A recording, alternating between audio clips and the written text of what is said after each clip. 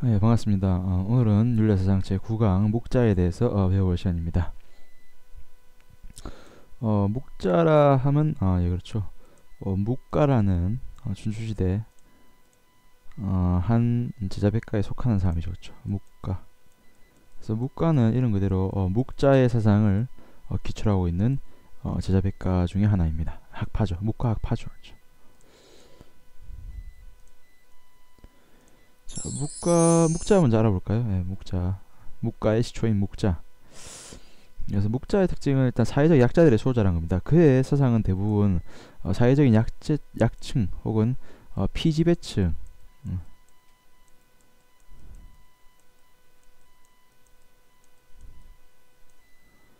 혹은 노동자들, 농민들의 삶을 대변하고 있다고 봐야겠죠. 그런 삶을 대변하는 것이 묵자의 모습입니다. 묵자복의 사회적 혼란의 원인이 뭐냐? 그것은 바로 차별이라는 겁니다. 차별. 그래서 서로 차별하기 때문에 사회 혼란스럽다. 그래서 나와 남을 구별하고 내 가족도 남의 가족, 내 나라 남의 나라를 이렇게 차별하고 구별하기 때문에 사회가 혼란스럽다는 거죠.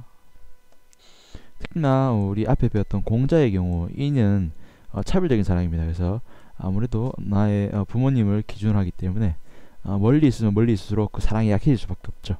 사랑이 멀리 있는 사람이면 나와 거리가 먼 사람, 관계가 멀면 그 사랑도 좀 멉니다. 그렇죠. 약합니다.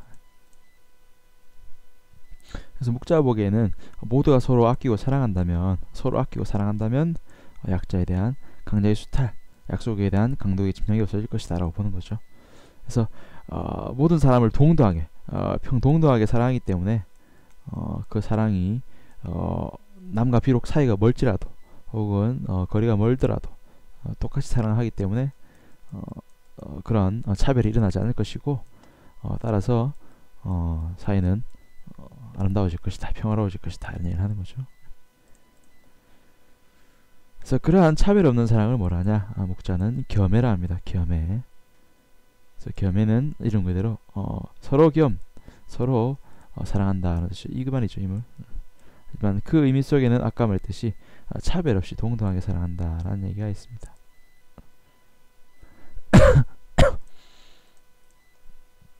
자, 묵자 얼굴입니다. 예, 묵자 이렇게 생겼네요. 약간 아닌 것 같기도 하고. 그래서 먼저 알아볼 것이 겸해입니다. 겸해. 이런 그대로 차별 없는 사랑이다 라고 말할 수 있겠죠.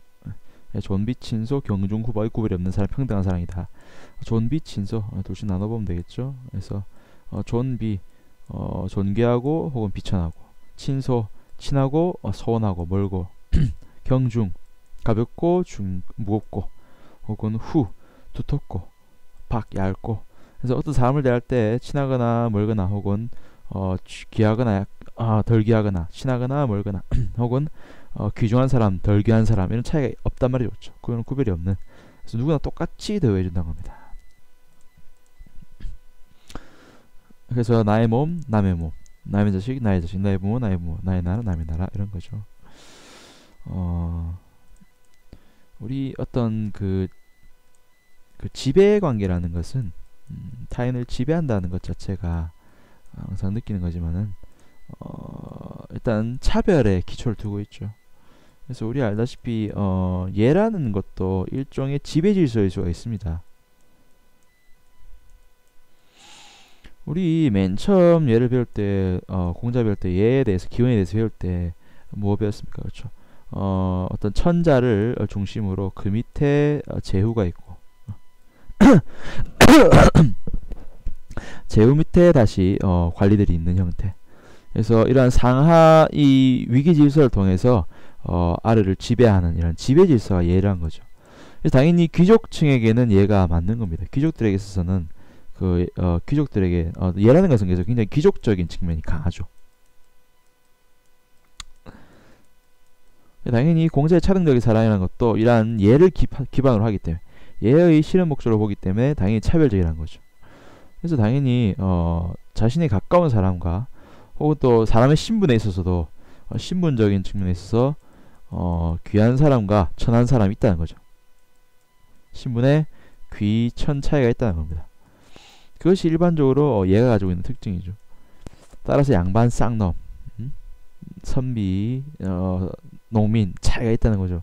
하지만 그런 차이가 있기 때문에 당연히 지배가 반복된다는 거죠. 지배라는 것이 결국 좋지만 않죠. 그렇죠? 그래서 우리 당연히 우리가 늘 알다시피 자유민주주의의 그 상징적인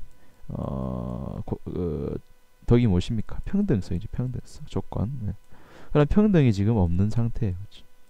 당연히 나보다 천한 사람에 대해서 함부로 대하게 되고 나보다 약한 나라에 대해서는 맞죠? 함부로 대하게 되고 침략하고 약탈하게 된단 말이죠.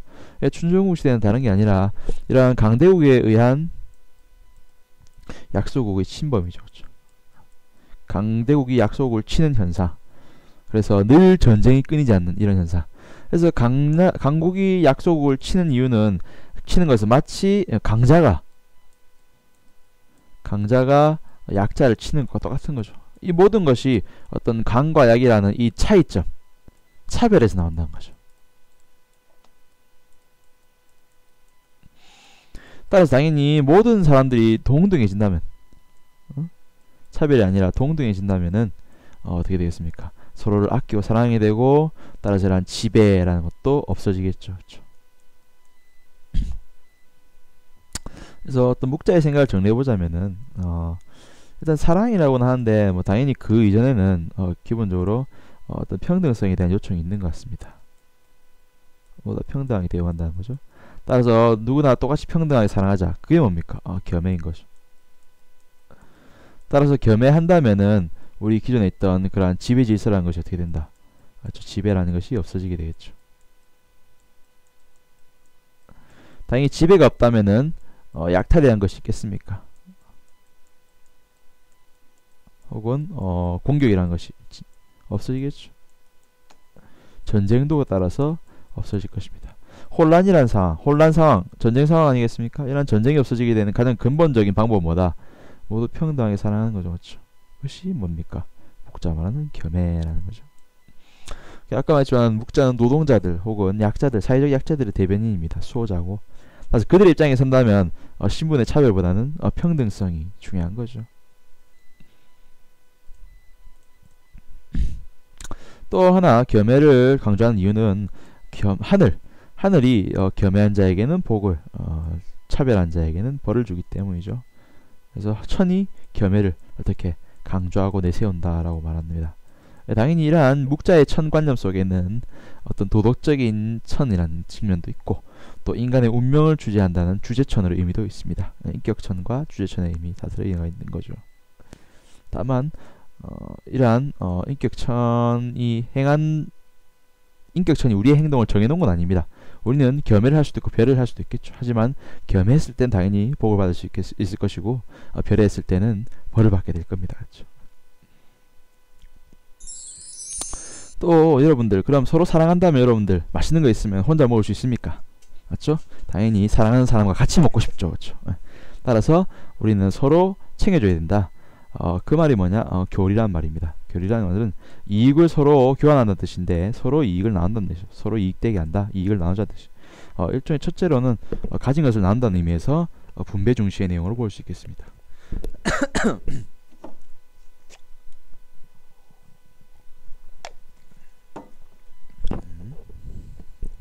자, 앞전 수업에 목을 많이 심하게 써서 지금 말이 잘 안 나오네요. 그래서 어떤 실질적인 이익을 중시한다. 그래서 또 하나의 의미는 뭐냐? 또 하나의 의미는 실질적인 이익을 중시한다는 겁니다. 그래서 교리의 의미는 첫째는 분배의 개념도 있겠지만 둘째는 실리주의, 실질적인 이익을 추구한다는 건데 왜 이런 말을 하게 되나요? 이 백성들의 이 원칙이라는 것이 굉장히 중요합니다. 우리 공자 말하지 않습니까? 맹자 말했지 않습니까? 의주리종이라고. 의로움이 중요하지 이익을 따져서는 안 된다라는 얘기를 합니다. 그렇죠? 굉장히 중요한 그 의로움이라는 건 도덕적인 규범이고 어떤 지켜야 될 원칙이겠죠. 하지만 이런 원칙 따지다 보니까, 의의를 따지다 보니까 실제로는 결코 이익이 되지 않는 경우가 있다는 거죠. 그래서 원칙은 되는데 이익이 안 되는 경우가 많습니다. 특히나 아까 봤던 유교의 어떤 원칙들, 장례 문화 같은 경우, 좀 이따 다시 설명하게 되겠지만, 장례는 원칙적으로 유교에서는 3년상입니다. 굉장한 불이익이 있다는 거죠. 또 그 외에도 많습니다. 아까 봤던 이 신분적 위계 질서라는 것도 반드시 지켜야 될 원칙이죠. 하지만 이러한 신분 질서를 지키다 보니까 당연히 일하는 사람 따로, 먹고 노는 사람 따로 생긴다는 겁니다. 맨날 이 백성들은 일해서 농사 짓고 피땀을 일하는데 그 돈 거둔 어떤 귀족들은 떵떵거리 잘 산다는 거죠. 이런 신분적 위계 질서를 지키기 위해서 그러한 손해를 감수해서는 안 된다는 겁니다. 그래서 묵자가 보기에는 의의를 따지다 보면 이익을 잃는다는 거죠. 따라서 과감하게 이익을 위해서는 의의를 버려야 됩니다. 그리고 실제로는 이러한 이익됨이야말로 진정한 의의라는 거죠. 그래서 이런 말을 하게 되죠. 의리합일이다. 그래서 의로움과 이익됨은 하나다. 의로움이라는 것과 이익이 별개의 것이 아니라 실제 많은 이익이 된다면, 백성들에게 많은 이익이 된다면 그것이 곧 의로움이다 라고 합니다. 그렇죠? 의리합일. 그렇죠? 리라는 것과 결국 그 리라는 것이 개인적인 이익이 아니라 누구의 이익, 모두의 이익, 일종의 공적인 이익이라면은 그것이야말로 의로움이다 라고 볼 수 있는 거죠. 맞죠?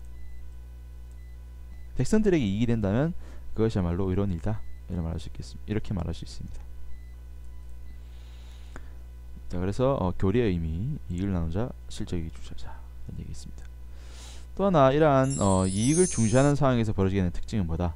당연히 뭘 많이 해야겠습니까? 이익을 얻기 위해서는 일을 많이 해야겠죠. 많이 생산해야 됩니다. 그래서 노동과 생산을 중시한다.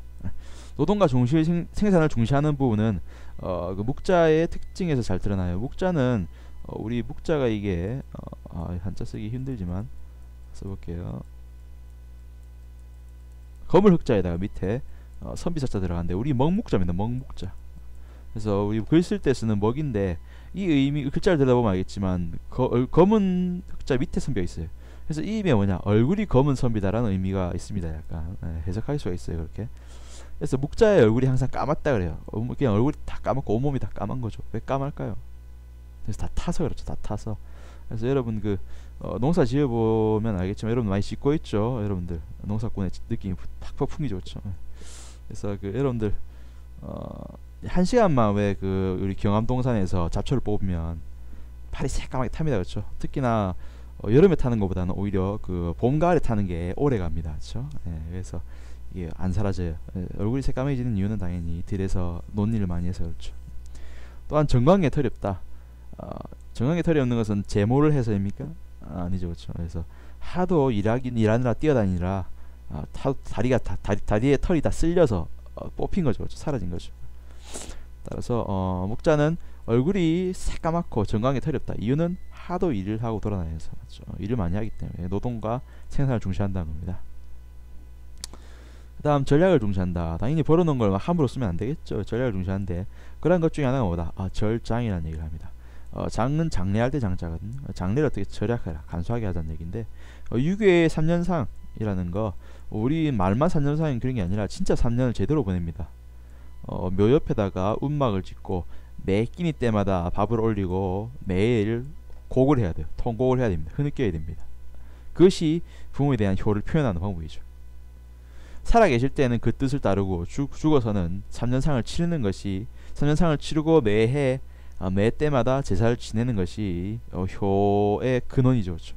이런 3년상이라는 또 일종의 제례 아니겠습니까? 장례 아니까 장례. 장례라는 것은 장례, 그러니까 장을 지내는 것의 예입니다. 일종의 예라는 거죠. 예라는 것이 굉장히 번잡한 면이 없지 않아 있습니다. 그래서 억지로 지켜야 될 원칙들이 많다는 거죠. 아까 말했듯이 원칙이라는 것은 지켜져야 되는 거기 때문에 무조건 3년상을 하게 됩니다. 3년상을 하게 되면 당연히 3년 동안 농사를 지을 수가 없죠. 당연히 벌어놓은 쌀을 다 축낼 수밖에 없고 관리라면은 돈을 벌 수가 없고 업무를 할 수가 없습니다. 그래서 굉장히 큰 손해가 날 수밖에 없죠. 3년상을 하게 되면 아무튼 굉장히 큰 손해다, 이익이 아니라는 거죠. 따라서 묵자가 보기에는 장례는 어떻게 간소하게 해서 짧게 우리는 요즘 3일만 지내지 않습니까? 3일 적어도 한 5일, 길어도 5일 정도 지내고 일상으로 복귀하죠. 그런 얘기입니다. 그래서 목자의 그런 얘기. 그 다음 비악. 음악은 사치스러우니 멀리하자. 안일비자이다. 음악 악자인데 락 할 때 즐거울 악자, 음악 악자이죠. 그래서 요즘에 우리 음악 들으려면은 mp3 꺼내가지고 귀에 꽂으면 됩니다. 하지만 옛날에 음악 들을 때는 항상 궁중 악사를 불러야 돼. 악사를 부른다는 것 자체가 바로 뭐 당연히 악사 부르는데 그냥 부를 수 있습니까? 술도 있고 먹을 것도 있어야겠죠. 그래서 실제로 한데 음악이란 말은 파티를 한다는 거죠. 파티 투나잇 한다는 건데 결국 돈이 많이 듭니다. 그렇죠? 그래서 백성들은 피 땀 흘려서 일하고 있는데 관리들은 음악을 들어야 된다는 이유로 파티를 열고 있는 거죠. 얼마나 안이 꼽습니까? 그래서 절약하기 위해서는 음악도 듣지 말자는 얘기를 하는 거죠. 너무 사치스럽죠. 그렇죠? 또 하나 특징, 아까 봤듯이 예라는 것을 굉장히 번거로워합니다. 장례 이런 걸 말했지만 원래 관원상제라고 해서 우리 가래에는 네 가지가 중요한 행사가 있죠. 예법을 지켜야 되는 행사가. 그래서 관, 성인식입니다. 맞죠? 그다음 관, 혼인식, 장례식, 그 다음에 제례라고 해서 제사 예절. 보면 알겠지만 굉장히 준비할 것도 많고 뭘 오래 걸리고 막 지켜야 될 순서도 복잡하고 그렇죠. 이런 것들을 자체가 거의 다 지나치게 형식적인 것이며 또한 굉장히 귀족적이라는 겁니다. 평민들, 농민들 네가 하려면 죽어나는 거죠. 그렇죠. 따라서 이러한 예 자체가, 이러한 예문화, 이러한 예문화 자체를 거부하고 있습니다. 목자는. 다음 마지막으로 비공설 얘기할 수 있겠죠. 비공설, 공자는 공격할 공자고 비는 안일비잖아요. 공격을 하지 말자. 침략 전쟁을 굉장히 반대합니다. 당연히 다른 나라를 친다는 것, 강대국 약속을 친다는 건 있을 수가 없는 일이죠. 아까 봤듯이 그것은 혼란의 근원입니다. 또 하나 침략 전쟁을 한다는 것은 큰 손실이라는 겁니다. 큰 손실. 그래서 우린 전쟁을 하면 안 된다. 맞죠? 죽는 사람들, 노동력이죠. 노동력. 또 어떻습니까? 과되고 맞죠? 과부되고 맞죠? 나라가 마치 망하는 거죠. 그렇죠? 그래서 전쟁을 반대하는데 왜 비전설이 아니고 비공설이냐? 뭐 비전님 맞죠? 비전이면 맞죠? 전쟁 반대인데 비공이라는 것은 공격전쟁을 반대하고 방어전쟁을 인정한다는 겁니다. 방어전쟁을 왜 해야 되나요? 약속이 지금 지고 있잖아요. 가만 놔둘 수 있습니까? 도와줘야겠죠. 그래서 묵자들의 특징이 뭐냐면 실제 학자들이라기보다는 일설에 따르면 학자 집단이 아니라 용병 집단이라는 얘기가 있습니다. 용병이라 하면 남을 대신해서 싸워주는 사람이죠. 그렇죠? 돈 받고 싸우는 사람을 용병이라 하는데 여기서 당연히 돈은 안 받습니다. 그렇죠? 돈 안 받고 실제로는 그냥 공짜로 대신 싸워주는 겁니다. 왜냐하면 약국이 지게 된다면 맞죠? 어떤 정의가 실현되지 않는 거죠. 그렇죠? 자신들이 추구하는 평등 사회가 무너지는 거기 때문에. 그래서 강대국이 약속을 칠 때는 그 약속을 도와주기 위해서 자신들이 직접 나서 싸워줍니다. 그래서 용병 집단이라는 얘기가 있어요. 그렇습니다. 자, 이것이 교리의 내용이었죠. 교리의 내용 굉장히 많습니다. 그렇죠? 아까 나올 수 있는 내용이. 자, 정리해볼까요? 묵자하면 떠올리는 건 뭡니까? 그렇죠. 겸해와 교리입니다. 우리 책에, 다른 책에 문제집 같은 데는 겸상의 교상이라 되어 있습니다. 서로 사랑하고 뭐 서로 나누자 이렇게 되어 있는데 뭐 그냥 겸해 교리해도 똑같은 내용 들어가 있죠. 이미. 겸해한다는 것은 어떤 차별 없는 사랑을 얘기하는 거죠. 그래서 이 부분이 이 공자의 사랑과 많이 비교되는 거죠. 그렇죠? 공자의 인과 많이 비교된다. 그거 기억해 두시고. 다음 겸해한 사람 당연히 이익을 나누겠죠. 이 교리의 내용 많습니다. 너무나도. 그래서 어떤 이익을 나누자 분배에 대한 내용도 있고 또 무슨 내용? 그렇죠. 실리주의, 실질적인 이익을 중시하는 주의, 그렇죠. 이런 실리주의에 잘 드러나는 특징이 의리합일이라는 표현입니다. 그렇죠. 대부분 내용들이 묵자의 대부분 내용들이 공자를 비판하면서 나오기 때문에 더욱더 그렇죠. 그래서 이 부분은 맹자가 말하는 의주리종과 많이 비교됩니다. 맹자의 주리종 우리 배웠습니다. 그렇죠? 의를 주인으로 삼고 이익은 하찮게 여기자 이 말이죠. 반면 실리주의 다음에 나오는 것이 우리 절장 혹은 비약인데 다 합쳐서 보면 어떤 예 자체 혹은 유교에 있는 예와 악이라는 문화를 비판하는 겁니다. 그렇죠? 예라는 것, 악이라는 건 굉장히 번잡하고 사치스러운 거기 때문에 모두 거부하는 거죠. 그렇죠? 바로 비공설이라는 걸 주장한다. 그렇죠? 이런 내용들 알아봤습니다. 그렇죠? 그래서 실제로 묵자의 내용은 공자를 비판하면서 나온 게 많습니다. 공자하면 떠오르는 게 인과 예죠. 인과 예. 그리고 이제 공자는 악을 중시하는데 악이라는 건 아까 말한 음악입니다. 인이라든가 예라든가 결국 특히나 예가 중요한데 예라는 것은 굉장히 형식적인 거고 부담스러운 도덕 규칙입니다. 그렇게 하면 사람들이 도덕을 잘 안 지키죠. 따라서 뭔가 예술적인 감수성을 길러줘야 된다는 거죠. 그래서 도덕적인 감정을 길러줘, 감정을 풍부하게 함으로써 도덕을 쉽게 지키게 한다는 겁니다. 그래서 인과 예와 악을 중시하는데 이거 각자를 다 비판한다는 거죠. 묵자는 지금 묵자는 이 세 개를 다 비판하고 있어요. 첫째 인은 뭘로 비판합니까? 겸해로서 비판합니다. 임은 차별적이다. 그래서 겸해야 된다. 이런 얘기하고 있고, 다음 예에 대한 비판은 절장론 보면 알겠지만 예 자체를 굉장히 번거로운 것으로 보고 거부한다는 거죠.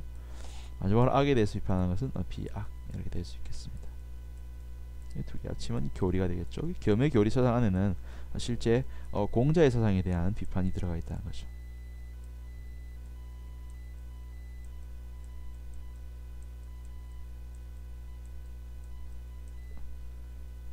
자, 알겠습니까? 자, 이렇게 해서 묵자 내용 한번 살펴봤습니다. 여러분들 잠깐 학습지 한번 둘러보면서 우리 어떤 내용 들어있나 한번 확인하기 바랍니다.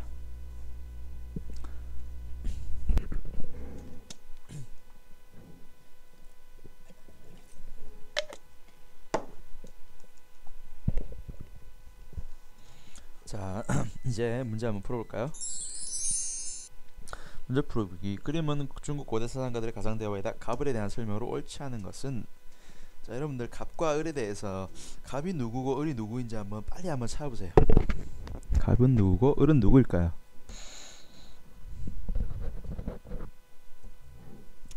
화면에 얼굴이 굉장히 많이 다가서 적었죠. 풀고 있나? 자, 통치자가 어떻게 내 나라를 이롭게 할까 생각하면 모든 사람이 옳음보다는 자신의 이로움만을 추구하게 되어 나라가 위태롭다. 그래서 이익을 추구하면 나라가 위태롭다라는 얘기를 하고 있습니다. 뭐가 더 중요하다? 옳음이 더 중요하다는 거죠. 그래서 이게 바로 우리가 말하는 의주의종이라는 내용이죠. 그래서 의가 더욱더 중요하다. 이익을 따지게 되면 안 된다. 이익은 하찮은 것이고 의가 더 중요하다. 누굽니까? 그렇죠. 맹자에 대한 설명이 되겠습니다. 반면 기술이나 재능이 백성들이 이롭게 하지 못할 때는 쓸모없는 것을 불가하며 이롭게 하다. 백성들이 이롭게 하는 것, 이익을 중시한다는 거죠. 백성들의 이익을. 또 서로 이로움을 나눌 때, 이로움을 나눌 때를 바꿔보면 뭐겠습니까? 우리 배운 글자로 그렇죠. 교리라 볼 수 있겠죠. 그래서 이익을 따지고 이익을 나눌 때 그것이야말로 의다. 그래서 의와 리는 별개의 것이 아니다. 하나다라고 말할 수 있겠죠. 의리 합 일에 대한 표현이 되겠죠. 의리 합일. 당연히 이 것에 대한 설명은 묵자가 했죠. 묵자에 대한 내용이 되겠습니다.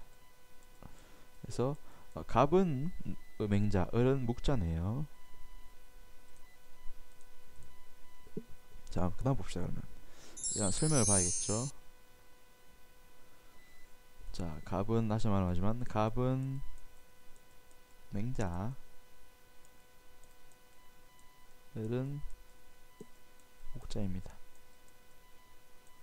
자, 한번 문제 빨리 한번 풀어보세요. 기다리고 있겠습니다. 자, 볼까요? 1번 갑은 사리. 사자는 개인적인, 개인 할 때 사자죠. 그렇죠? 개인적 이익인데 개인적 이익을 얻기 위해 작은 불의도 행해서는 안 된다고 본다. 맞습니까? 맞죠? 예, 이익을 얻기 때문에 불의를 행해서는 안 된다. 무조건 의리는 지켜져야겠죠. 그렇죠? 죄송합니다. 우리가 문제가 뭐였지? 옳지 않은 것을 찾고 있었네요. 제가 옳은 것을 착각하고 답을 찾을 뻔했습니다. 죄송. 가끔 정신이 오락가락합니다. 갑은 백성들의 기본적 생활 보장이 도덕성 유지에 중요한 역할을 한다 본다. 그래서 기본적 생활 보장을 우리가 뭐라 배웠습니까? 안정적인 생활 혹은 일정한 생산. 우리 한자로 바꿔보세요. 뭡니까? 생산을 산이라고 일정하다. 그렇죠. 항산이라죠. 항산을 통해서 무엇을?